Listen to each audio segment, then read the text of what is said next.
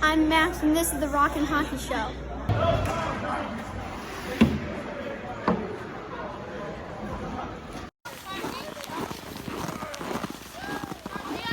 This is hockey, the way it should be.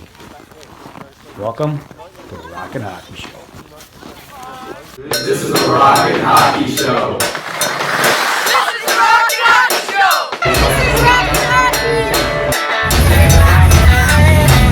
Hey, this is BU Hockey, and you're watching The Rock and Hockey Show. This is the Rock and Hockey Show. This is the Rock and Hockey Show.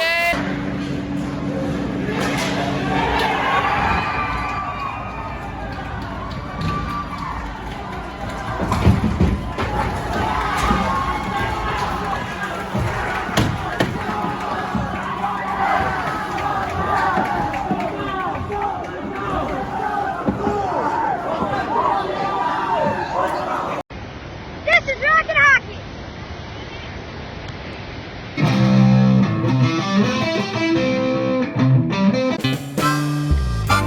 Welcome to the Rock and Hockey Show, and now the guy who took the last cookie without telling me, Coach Dave.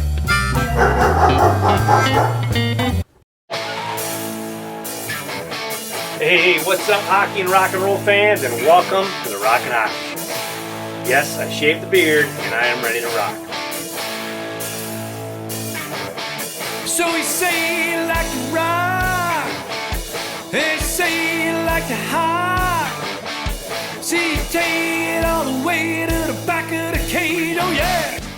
Hey everybody, thanks for tuning in, and yes, another Rock and Hockey Show. Not any show, this is actually show number 20. I know, it doesn't seem like a huge milestone, but since Average Joe can only count to like 12, 20 is a big deal for us. So we've been working on counting all week long, getting ready for this show. So thanks for watching, thanks for tuning in, especially all those hockey rock and roll fans have been with us since show number 1, if you can remember back that far. Anyway, I digress. Tuning in for the first time, this is the Rock and Hockey Show. Check us out on YouTube. Make sure you subscribe so you get all the latest editions. And if you haven't checked out the latest podcast, yes, the Rock and Hockey Show is on all major podcast platforms where you get to, you don't get to see us, but you get to hear all of our sexy voices and all the great stuff, all the great content you hear here on the show. It's the same thing on the podcast. You can listen to it in your car, you can listen to it while you're mowing the lawn, you can listen to it while you're sitting in the hot tub, whatever it takes, man. Sitting on the toilet, the Rock and Hockey Podcast. Make sure you check that out. All right, man. Show number 19. If you didn't check it out with Robbie Glantz, I want to thank our good friend Robbie for coming on the Rock and Hockey Show and talking skating, of all things, yes, skating. So check out RobbieGlantz.com if you haven't seen any of his videos. He's also on NHL Network. All right, show 20. Wow. What a great show we have coming up for you today, folks. We have a double whammy. We got NHL superstar, NHL captain, U.S. Olympian, Stanley Cup champion, Brian Gionta, right here in the Rock and Hockey Show. Yeah.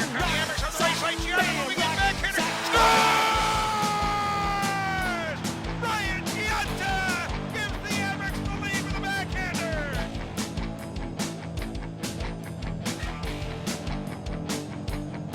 I take a shot on the chin, whatever it takes to win. Got the sweat pouring down, my game is rocking this town. The size of the dog in the fight is the size of the fight in the dog, and there's plenty in that guy. Even at 5'7" or 5'5.5" or whatever he is, anybody'd love to have Gionta on their team. I'm skeptics, and I just always wanted to show that through hard work and the way I played the game that I could make it at the next level.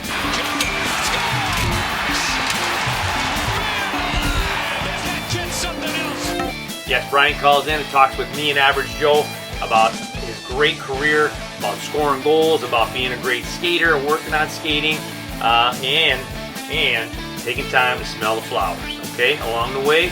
So Brian Gionta coming up here on the Rock and Hockey Show. Also, right here in the Rock and Hockey Lair, we have rocker, guitar player, great friend of the Rock and Hockey Show, Jon Beato, right here playing guitar. Before we go any further, let's say hi to the band.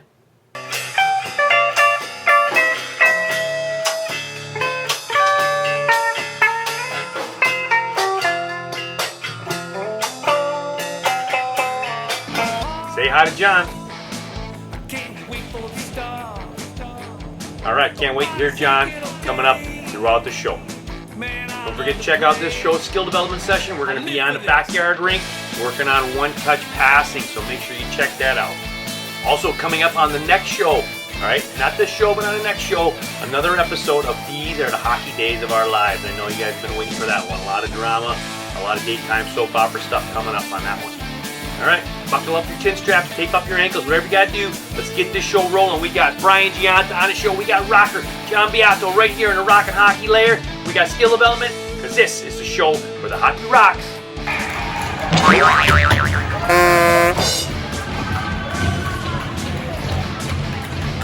And the music sucks.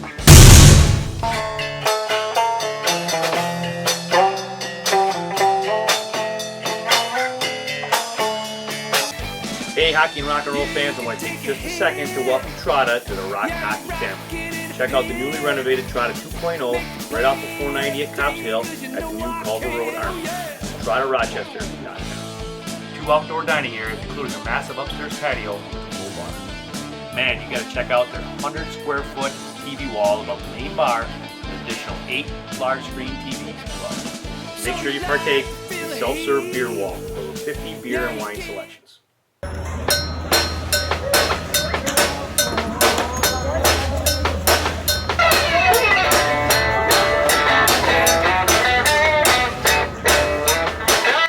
Hey everybody, it's Jon Beato from Northside Johnny, and this is the Rockin' Hockey Show.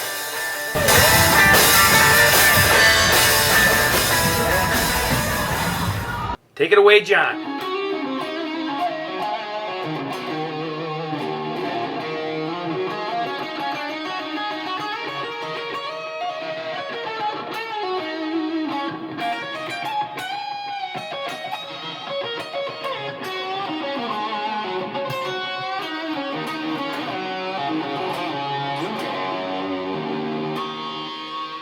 Today's interview brought to you by Trotta. Check them out at TrottaRochester.com.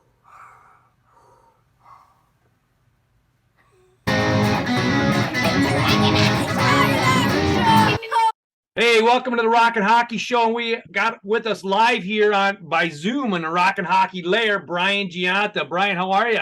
Good, guys. How are you? We're great, man. Thanks for coming on. I know that you and I have played a lot of phone tag going back and forth, so... Yeah, it's been dating back to August, but we finally got it on the calendar.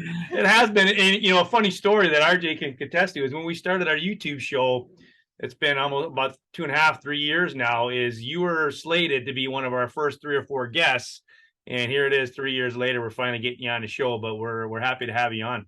Yeah, it's good to be here. So, so you're a pretty busy guy here. Before we get into that, talk a little bit about your playing career, Brian.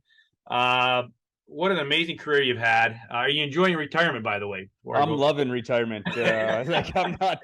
I have no itch to do anything else. I've really enjoyed the freedom. The schedule and commitment level has been perfect. I've dabbled a little bit in some stuff since retiring, but over the last couple of years, I've been fully retired and just enjoying the kids and coaching them and kind of seeing them enjoy their stages of life.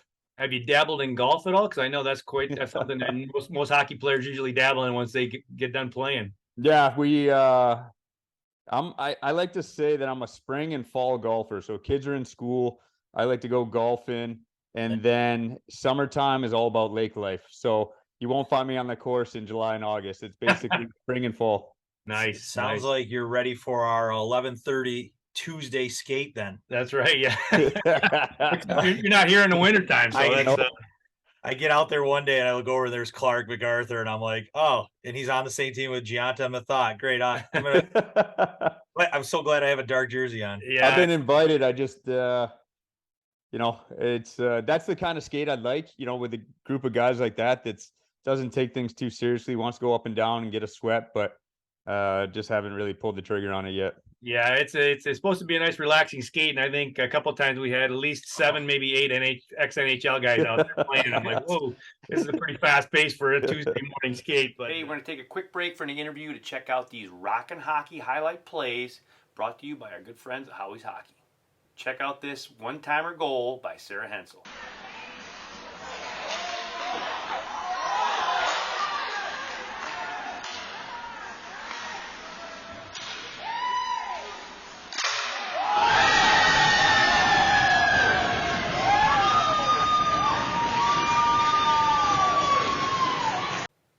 was sick. Great job, Sarah. Back to the interview. So anyway, Brian, back to your career. Great career, 1,000 games, almost 300 goals, 16 years. You look back, you played in the Olympics, you were captain of multiple teams. You look back, do you have any highlights that really stick out with you? I mean, you have highlights. I think when you look back, when you're done playing, you wish you could have soaked in some things a little more along the way, right? Like you're so hyper focused along the way. Coming out of college, I was just trying to make a older veteran New Jersey Devil lineup that had won 2 cups. So the focus was to try to dial in and make sure I was doing everything I could to make that team. And then you go by and it's all of a sudden it's 8 years you spend in New Jersey and you're moving on to Montreal and you're looking back on Jersey like, man, what just happened? Like you played with legends, right? Like Brodeur, Niedermeyer, Scott Stevens, Neuendijk, you name them. We had a ton of Hall of Famers. So I just wish at some point I could have slowed down and enjoyed the process. But like I said, maybe it wouldn't have turned out the way I had it if I was a little more relaxed. Well, that's a good point. Well, because like you won a cup early then in your career. So then I like you're saying, kind of relax. You're like, okay, this is awesome. This is happening every couple of years. And then, it's harder and harder and harder. But, you had a couple more highlights in New Jersey too, though. So, yeah. So, it's coming out of school. I won a national championship my senior year. The previous 3 years, we had been in the finals twice, lost in the semis the other year. So you're used to winning. You come to New Jersey. They had won in 95. They'd won in 2000. I joined them in 01. And that's the year that they had just lost the cup finals to Colorado. So in the span of 5-6 years, New Jersey had been in the finals 3 times. And so we win it in 2003. We were always competitive, always in the playoffs, always had a chance to win. So you take it for granted for sure that it's going to happen year after year. And listen, we had success in Montreal too. We went to 2 conference finals in my 5 years there. So we're a highly successful team, just couldn't get over the hump in Montreal either. But ton of highlights along the way. Like playing in Montreal is for sure one of the highlights. It's the mecca of hockey, right? Like there's nothing better than that city when you have a good team and you're buzzing and the fans are behind you, no matter where you go in the city. It's just a fun atmosphere to be in. Well, Brad, just to switch gears just a little bit, being, having the resume that you have, there has to be adult league teams that are coming after you hard, offering you something, big contracts to get you to play on a regular basis, isn't there? Yeah, so I think it was Cunny's old team came at me hard in Rochester, and then Dave Leggio, I don't know, the goaltender, he played in the Olympics with me as well in 2018. He's got a team, and he's been trying for 4 years to get me out there, but I got my teeth fixed a couple years ago, and so I don't want to risk losing them again in a men's league atmosphere. So the Tuesday morning skate's more up my alley. Because I say RJ's team offers some pretty nice incentive to join. So he's got Nathan Page and your brother and a couple other guys on the line. Your brother might play goalie for us. He's got equipment now. He's like ready to go. Now, check out this goal by Nick Solito. And then he follows it up with, yes, this is a real life Selly. Way to go, Nick.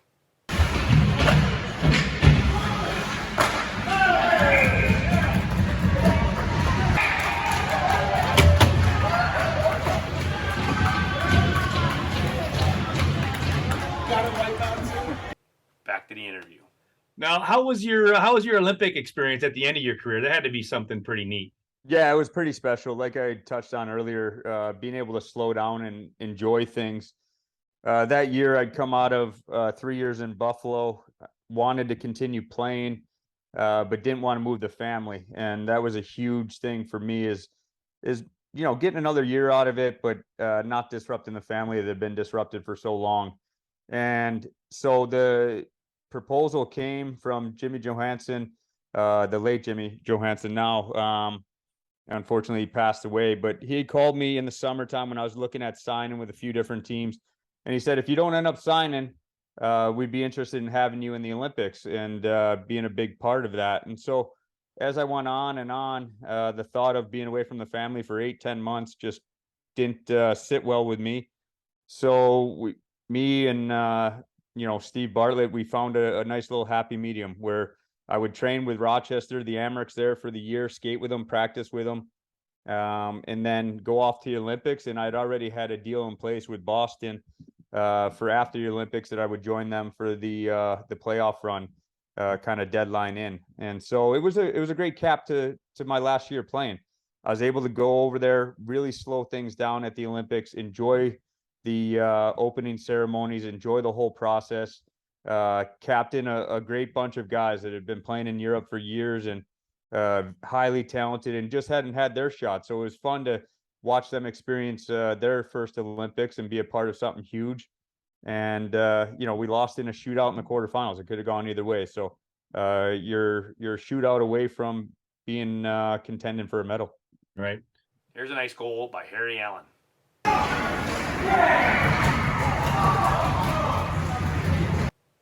Way to shoot the puck, Harry. Back to the interview.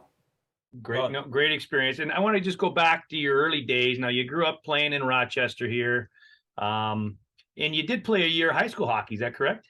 Yes. So the landscape was much different than it is now, right? Like youth hockey is, I'll choose my words wisely, but it's gotten a little out of hand. And so the landscape has changed a ton. The pressures have been on the youth, young kids have changed.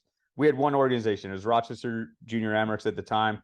It was the only travel organization in the city. Played there all growing up. And basically how my parents treated was each step that I went, you took the next step. You weren't 4 or 5 steps out from, hey, I'm going to get a scholarship. I'm going to go pro. It was, okay, you've outgrown this level. Let's play the next highest level. So I played Syracuse Stars my freshman year, and I also played for Aquinas. And so as a freshman, it worked great. You're playing against juniors and seniors, 2, 3, 4-year-old older kids than you. And it was a great time. I got to play with my older brother. We played that whole year together. And that was a fun experience because, being 3, 4 years apart, we had never done that growing up. So it was a great experience to have. And then from there, I moved on to Junior B at the Amerks, and then found my way to Niagara Scenics for the next 2 years before going off to BC. So it was about finding that next challenge. It wasn't looking to get a scholarship. It wasn't looking to go pro. It was just pushing yourself each year and trying to find the next best level. Well, it's neat because we talk about a lot about, late developers, and you certainly weren't a late developer, and I'll come back to that in a minute. But, having players have the ability to play high school hockey and still go on to have a successful career. Back in my early days of coaching and development, I wasn't sure that was a good path, but now I'm certain that for players that have good skills, it's not going to slow them down, and it's a great experience for them. And we've great players like yourself, your brother, Chris Collins, that have went on to have great careers and played high school hockey. Yeah, even some of the younger guys are doing it now too. But Cole Vardreau, I think it's a good thing. Yeah, and they're doing it differently. They're passing the 8th grade physical so they can play as 8th graders and then as freshmen, and then they jump. And like I tell a lot of these kids that look down on high school hockey who don't know because they're 6th graders, 7th graders, you might play in front of crowds bigger than what you're going to play if you make it to college. Junior crowds, as much as I hate to say it, they're not big. No. It's usually a parent, a girlfriend, a couple other buddies that come watch you play. But I think it's just a great experience. I mean, some of these guys, when they score a goal in high school hockey, and I remember watching Aquinas at the rink. So I've been there since 96. And I remember, was it Notre Dame of Batavia was really solid back then too. And this kid scores a sectional goal, and he's up on the cap rail, pulled up in front of the bleachers, and the people are mauling this guy. And I'm like, dude, why would you miss out on that just because someone else told you, no, that's not good for you? Yeah. Yeah, for sure. And everybody's past different, right? Like Davey Ferentz played high school hockey. Yeah, 2 years. It's definitely something to be said for the experience, right? And I coach within the Buffalo Junior Sabres organization, which is a great organization. They have a lot of things that they do right. One of the things they don't allow is for the kids to play high school hockey. And so unfortunately, the kids missed out on that experience that we're talking about, right? Like it may be what's funner than playing in front of, the student body, right? Like that student section that's in the rink. You go to school with them every day. You're wearing your jersey to school, pep rallies, things like that. That's a fun experience that they're missing out on. And so I for sure, if you have the opportunity and you want to do it, I think it's something that should be done. Agreed 100%. And then you went on to play at the Niagara Scenics, and you actually played with my youngest brother, Pat, there. So I got to watch you play an entire season there. We used to travel to watch. We were one of the few people in the stands. Your parents and me and my brother would come watch all the time. So we were about one of 10 people. But, even back watching you then, Brian, you were a very special player then. And I didn't know who you were because I wasn't from Rochester when I first moved out here. So I'm like, wow, this guy's pretty good. And then after a couple more games, like, wow, this guy's really good. And you had a great season there. And then you went on obviously to college and had a great year. And Here's a nice goal by Mason Maxmew and a good team Selly right after.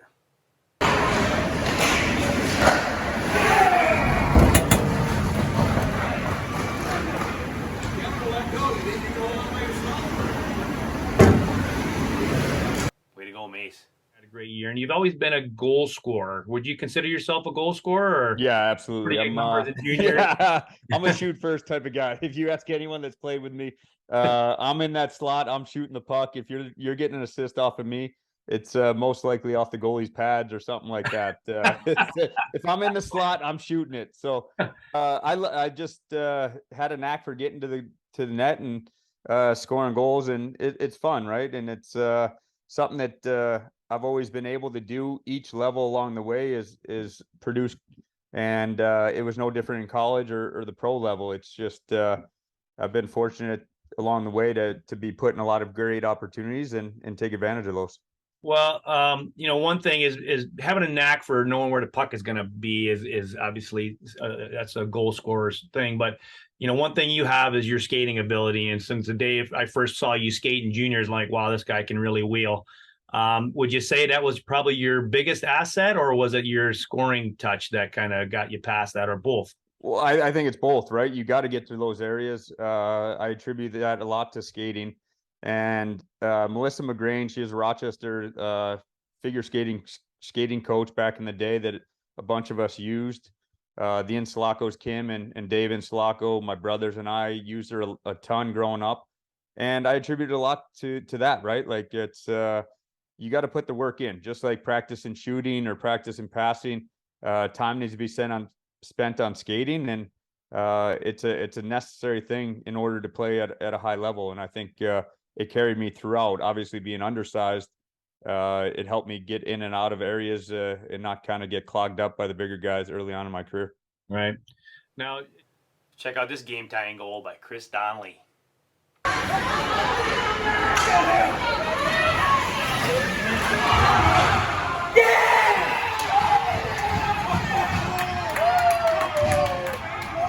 Way to go, Chris. Back to the interview. Now, changing gears a little bit again is, you and I used to skate with us back in during the lockout year. You and Rory Fitzpatrick would come and skate with us to try and stay in shape in the old 230 league. You remember those days? Yep, absolutely. Yeah, it was great. Listen, we were trying to piece it together. It was something that had never happened before, and so we're just trying to buy time and stay in shape. And so we appreciate those 230 skates you guys have us out there. I remember you calling her like, "Hey, you guys mind if we jump on?" I'm like, "Hell yeah, that'd be awesome." So, and then recently you and I just played together in a charity game. That was pretty fun for me. And a funny story, Brian. I was crunching some numbers for that game. After I didn't really crunch them before the game, but after I had a feeling going in, and then after the game I crunched some numbers. The closest player to my age was 9 years younger than me, and that was you. And then the closest one to me was probably another 10 years younger. Another 9 years younger. Yeah. The biggest gap, and there was probably 4 or 5 players there, was 32 years between the youngest players and me. And there was Hunter McDonald and Blake Humphreys and a handful of guys that are still, just not even going to college. I'm like, wow, I just played 32 years older than that kid. But it was fun. I had a blast, and you look like you had a good time. And it's funny you mentioned that you're a shoot first guy. I remember I believe it was a tie game, and you got the puck on your stick coming down the wing, and you teed one up, and everybody in the bench had a good chuckle out of that one. So it was Howard's. Howdy was in net, and we skated with him a ton. He came out in the summers when we were training and as pros, and he would be great, right? Like he worked his tail off every day for us. He worked hard, fought off every puck, but he kind of knows where I'm shooting, and so coming off the wing on the slapper, he had me read pretty good. So a little rust. I'll get him next time. So, Brian, here's another one-timer goal by Bobby Kane.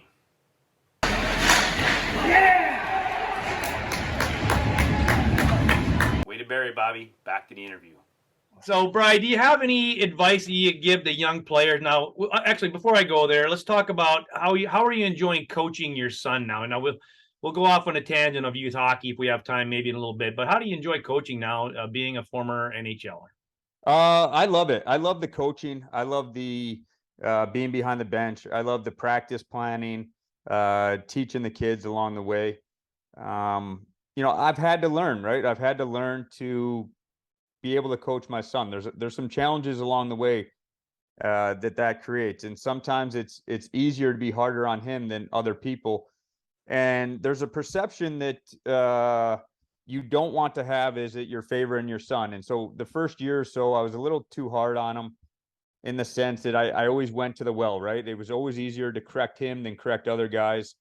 And, I didn't give him the benefit of the doubt. He had earned his ice, and sometimes it's easier just to send someone else over the boards before him. So you don't have to have that conversation of why you're playing your son. And you know what? I like to hope that it's made him better. But I've learned to really accept, listen, he earns it just like anyone else. I'm treating him like anyone else when we get to the rink and on the bench. And I've found a great balance in that, is that I'm not holding him back, but I'm really enjoying being around him nonstop, teaching him the game. And you talked about that late developer, right? And I think some of the guys that come through want to rush. And I think sometimes the player that continues a steady climb and does his work day in and day out is going to be better in the long run, because they learn how to play without the puck. They learn how to play in tight spaces. And it's not a matter of 13, 14 years old being able to skate around someone. It's about learning the game. And so those little nuances that I've been able to teach the kids along the way have really been fun for me. And for me, it's the extra time with my kids, the road trips, the time in the car that I missed out on when I was playing. Those are the times I'm really trying to make up now. Yeah, it's funny being a dad and a coach. I've done it for many years with my boys, but then guys like Rob Ray, having a conversation with him about coaching his son, and he's talked about the difficulties of it. And same with Nathan Pace, who I see all the time, trying to get that balance between do you favor your son, do you make it harder on him, and like you said, as long as you're honest, and he should get the same chance everybody else gets, for sure. So. Well, what's the big difference between coaching your older son, who's a midget, and now you're almost probably teaching more philosophy, like positioning this breakout over that breakout, to then dropping down to 10 when you're still, okay, we got to go over stride, guys. We got to go over, passing. We talk about it all the time. I'm like, when was the last time somebody actually taught a board pass during a practice? Because I watch these kids and they all do the same play. I'm like, dude, just pass off the board. You're already like 10 feet by the guy. But, there's got to be big differences between coaching those two. And then does your older kid sometimes jump in there with the younger one, say, listen, he knows what he's talking about? Yeah, I mean, it's I've found my strengths in coaching, and part of that is coaching the older kids and teaching the game, right? Like forechecks and positions and support systems and little plays that you can create time and space. I've found that that's where I'm better as a coach. And to go back to 10U, I kind of defer and let the other coaches, awesome. Take care of that stuff. And listen, for so many years, skating, passing, shooting, for what people don't understand is that for us, it's just second nature. I know when I change angles on a shot, you do that instinctually at the level that we were at. And so now to come back to 10 years old and try to teach these things and break it down, I don't have that yet. And so, I defer to the skating coach. I defer to the shooting guy. And until they get older and I can really dive into some of those things, that's where I'm really at my best. And so when I go to the 10U, it's about keeping it positive. It's about letting them have fun. If they're going to have fun at 10, 11 years old, they're going to play it till they're 35, 40 years old. They're going to be in that men's league because they love the game. And so for me, at that age group, that's what I'm trying to instill is go out there, have fun, work hard, be disciplined, all those things. But at the end of the day, the game ends. It's about being with their buddies, right? Like it's we had a tournament in Pittsburgh this weekend. We lost all 3 games, competitive in 2 out of the 3. But at the end of the day, hey, we're in the pool. We're getting a meal with his buddies, and how much we have playing the road trip. We're getting them the milkshake. You know what I mean? Like it's those things that you're not taking it too seriously. The 3rd game, we get run pretty good, but you're talking 2 nights in a hotel. You're talking them being tired. It's all about perspective, right? Like it's those little sacrifices there where they're going to enjoy that weekend. And they're not going to remember whether they won or lost that game. They're going to remember the weekend with their friends, the mini sticks. They're going to remember the pool. And that's what that age should be about. It should not be this big push that at 10 years old, you're looking 5, 6 moves out to get them a scholarship. Just have fun with the game and take it where you're going. You know, take it where it brings you. With my son, it's we went to a tournament for baseball. You know, like it was a state championship thing and down in like outside Albany. And the only thing we still talk about is one of his buddies was trying to get some money out of this koi pond, and he went in, and like the fish were everywhere. And it was right at the same time that his mom just came walking around the corner, and he goes, all we did was just all stand up and just left him. Like he goes, they still 4 years later, that's all they talk about. They don't even talk about the baseball or anything. And that's you know, and that's what youth hockey should be. And like Dave and I always talk about it, it's the memories. And if you're an adult still playing, you coached right, you were taught right. You played right if you're an adult and going their way. Yeah, absolutely. And the fact that you're still skating in some charity events and stuff, you know, is a testament to your parents who brought you up properly to, you know, that you still enjoy the game. So check out this Breakaway Speed by Cooper Maxmew.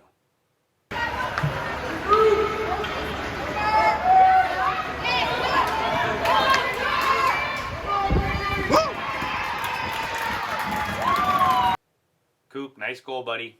Way to turn on the Jets, man. You got that from your dad. Back to the interview. Switching gears, Bright. If you had to give any tips to young players, one or two specifically, now that you have kids playing too, what would it be? Something specific? I mean, the young kids, I just touched on it, right? Like, make sure you're having fun, make sure you're enjoying it, learning the lessons that sports are meant to teach us, right? Like, you're part of a bigger group. That's going to happen in your job later on in life. You're not going to love every teammate. You're not going to love every coworker, but learning how to go through those challenges with a team. Why did you That's what it's yeah, exactly. That's what it's about at that younger age is getting those types of life lessons.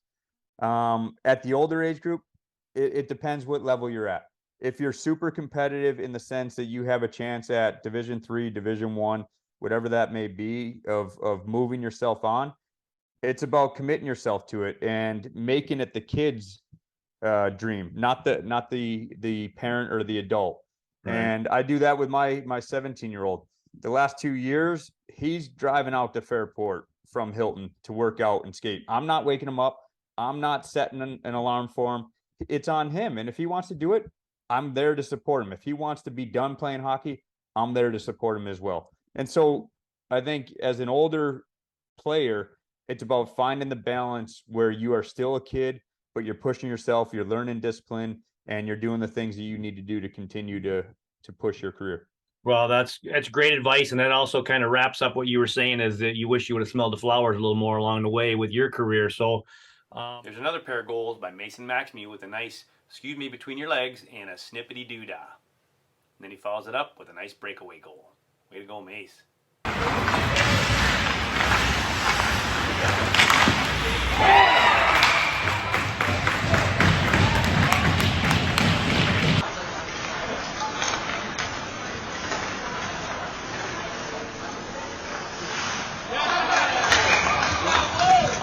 Any funny stories you can share with us, whether it was pro, college, Olympics, anything?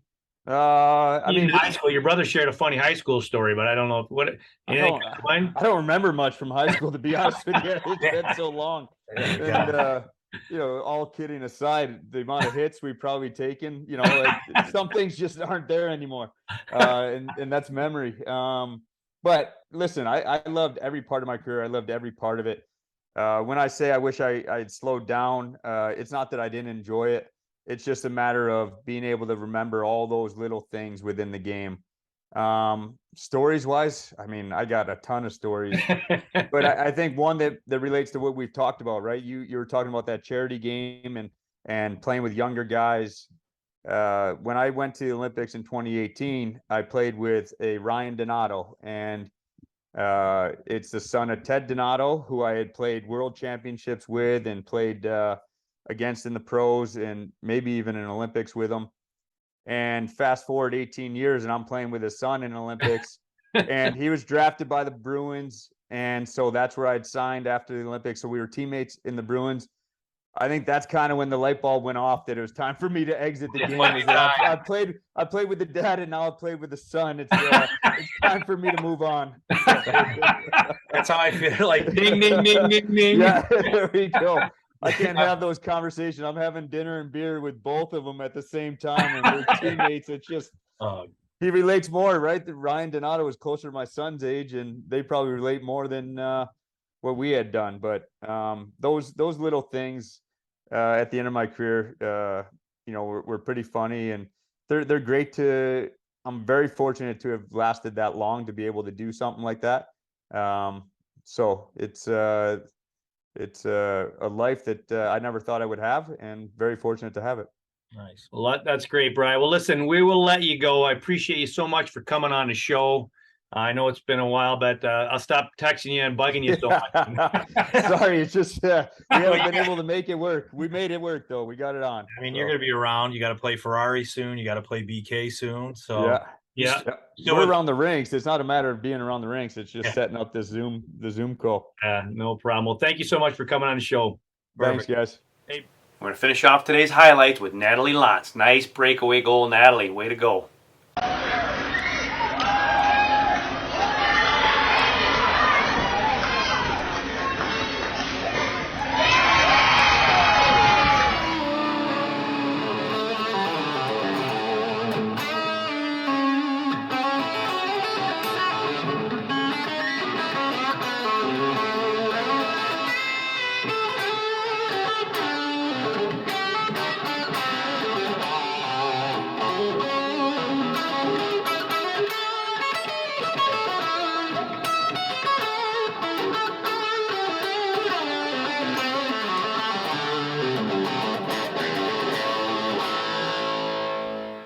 I'm Wesley Maximiu. And I'm Bryce Becker. And you're watching the Rockin' Hockey Show.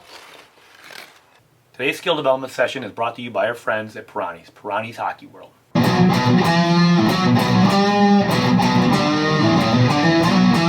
Hey, what's up, hockey and rock and roll fans? Thanks for stopping by the office for another skill development session here on the Rockin' Hockey Show. Today I got Wesley and Bryce, and we're going to work on one-touch passing. Okay, today we're going to work on a great skill called one-touch passing, and it's never too early to learn this, just like shooting a one-timer. A big fan of it. One-touch passing is when you don't actually handle the pass or catch it, you just redirect it or repass it on the move, okay?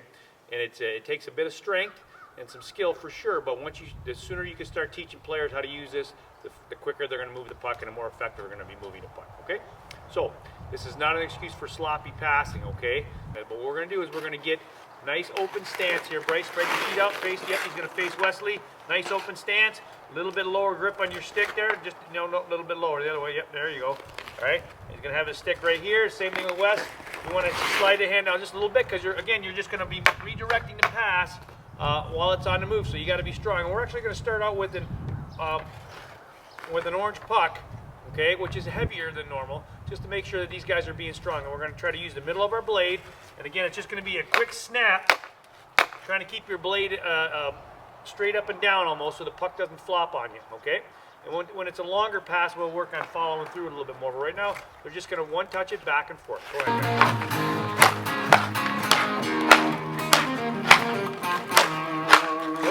Now, see how the puck never actually stops moving. As soon as it hits your blade, you're snapping it right back. So there's definitely some timing involved.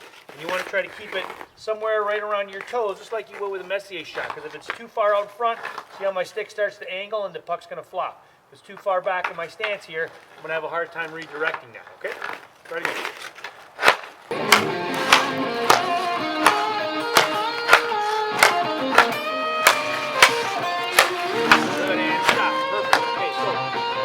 Is notice their stance, okay, nice wide hockey position so that they can support the puck and move their feet to get it, okay? It's never a good idea to use your skates to be catching passes when you can use your stick. I'm not saying that you can ever deflect a pass the puck off your skate up to your stick. What I'm saying is when you're standing here and the puck's coming, move your feet so that you get your stick on it, okay? This is kind of a lazy way to catch passes and end up being a turnover in a game. But notice how these guys are moving their feet to support the puck here so they can get that pass off quickly. Go ahead.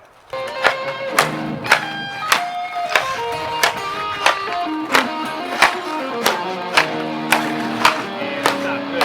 Excellent. And again, as they're snapping, they're closing that blade just a little bit over the puck, and that helps keep the puck flat, okay? If they end up doing it off the toe, the puck's going to flip up on them, and it's going to be harder to handle. So middle of the blade to heel, and close that blade just a little bit right through it, okay?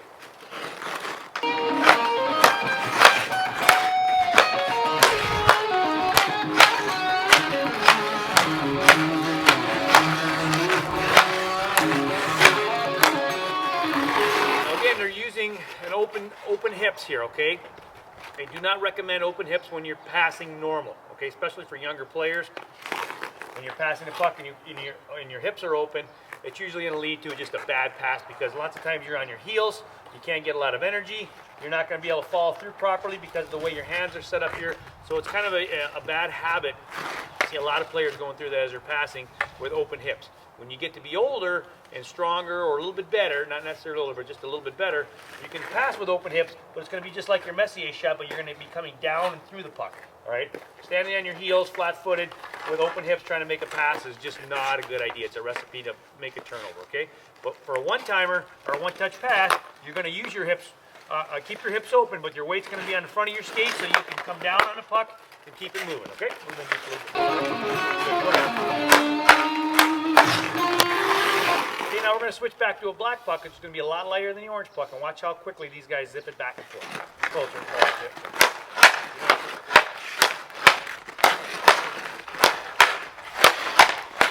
Good. So just a great warm-up drill for the first few minutes of practice is get partners and one touch the puck, get players around a circle, and you can have 3, 4, 5, 6, even 7 players around a circle, all just one touching the puck, and they're all just moving and supporting as it goes. But a great warm-up exercise for any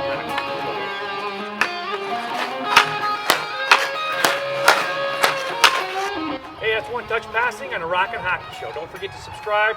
Watch us on Facebook, Instagram, and Twitter. Come on, Bryce. Peace to you guys, too. Rockin' Hockey Show is proud to present, right here in the Rockin' Hockey Lair, Jon Beato.